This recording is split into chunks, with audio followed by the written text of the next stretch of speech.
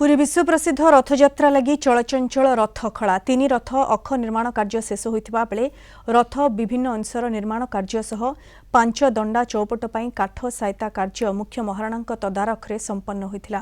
तीन रथर मुख्य महाराणा सेवक माने अनुकूल पूजा सह महाराणा सेवक माने आरंभ करिसेंती 40 फुटिया दंडा काठर चौपट कार्य।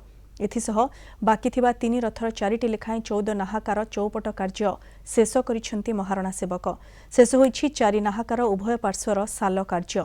तीन रथरे 2टी लेखाएं गरगरार उभय पार्श्व बिंध परे शेष होईछि बाकी थिबा अखगुड़िकर 2 पार्श्वर गोली कार्य। आगु को बहुत कार्य अछि। अखचक संयोग करा जिवो ताकु थाक करा जिवो ता देरे बंध एवं मेंढी लागिवो तापर दंडा कार्य एने चलीछि। दंडा काम संपूर्ण हैला परे तार साल बिंद सब हम किंतु 11टा दंडा जोड़ा ही सारा परे तापर निराड़ी एवं गुज जोड़ा हम जलयंत्र जोड़ा हम ता ऊपर निराड़ी जोड़ा हम 4 गोटी निराड़ी एवं 9 गोटी जलयंत्र आ 11 गोटी साल गुज यही प्रकार तार सब लगी सारा परे हमर से दंडा काम फिट हम।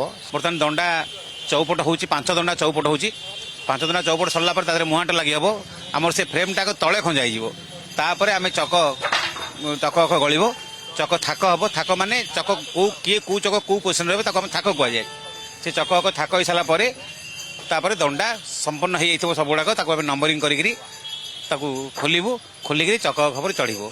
बर्तमान से काम तो अच्छी किंतु दंडा जेहेतु आमर मुख्य आकर्षण दंडा समस्ते पूरा दंडा कार्य लगी खराब हेले किसी खातिर नहीं।